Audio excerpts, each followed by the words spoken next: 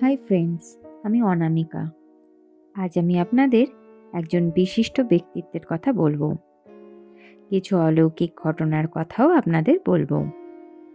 তো বন্ধুরা, আমরা সবাই সব কিছু জিনিসই বিজ্ঞানের উপর ভিত্তি করে বোঝার চেষ্টা করে থাকি, জানার চেষ্টা করে থাকি।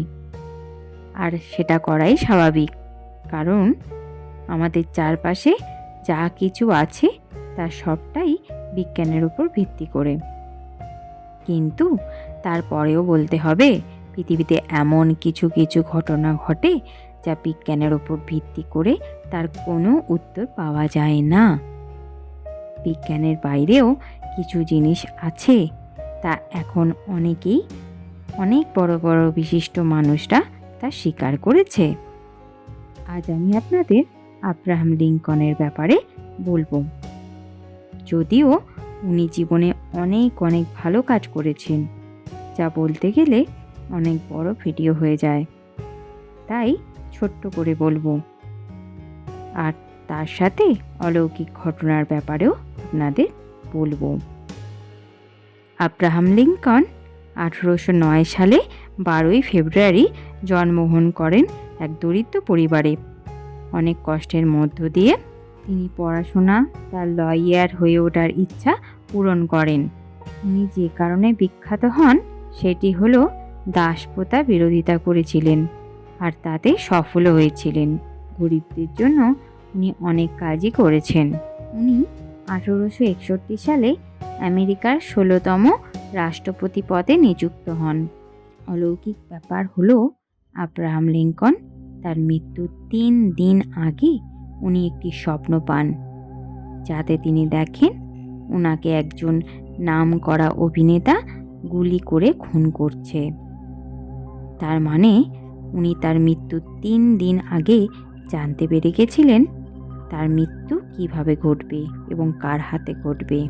1965 সালে 14ই এপ্রিল উনি বিকালে ওনার স্ত্রীকে নিয়ে সিনেমা হলে যান, আর ওখানে একজন বিখ্যাত অভিনেতা গুলি করেন। পরের দিন ওনাকে মৃত বলে ঘোষণা করা হয়। হোয়াইট হাউসে আজও আব্রাহাম লিঙ্কনের উপস্থিতি অনুভব করা যায়।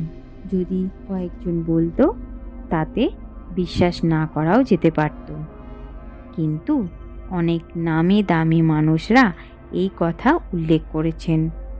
এছাড়াও অনেক মানুষই হোয়াইট হাউসকে হন্টেড বলে উল্লেখ করেছেন। একদিন উইনস্টন চার্চিল এবং নেদারল্যান্ডের কুইন উইলহেলমিনা তারা দাবি করেন হোয়াইট হাউসে থাকাকালীন ওনারা লিঙ্কনের ঘোস্ট দেখেছেন। নেদারল্যান্ডের মহারানী বলেন, হোয়াইট হাউসে থাকাকালীন রাত্রে কেউ ওনার দরজাতে নক করে। যখন উনি দরজা খোলেন তো উনি লিঙ্কনকে দেখতে পান।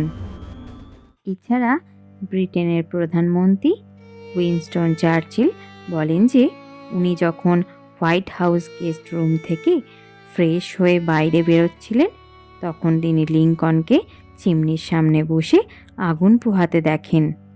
তারপরই একটা স্মাইল করে অদৃশ্য হয়ে যান।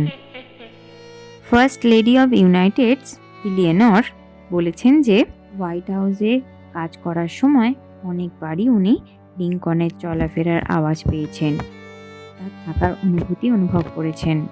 হোয়াইট হাউসের মধ্যে লিঙ্কন যে রুমে থাকতেন এবং ইয়েলো ওভাল রুম সব থেকে বেশি হন্টেড বলে মনে করা হয়। ওখানকার কর্মচারীরা এরকমই কিছু বলেছেন।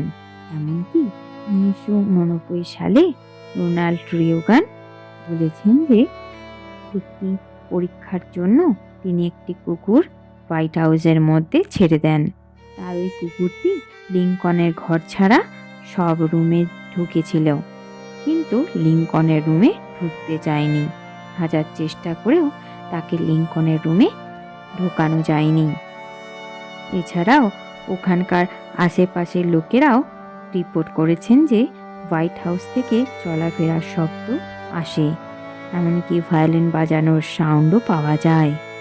শুনতে পাওয়া যায় যে এখানে অফিসের মধ্যে কেউ যেন সবসময় কাজ করে চলেছে।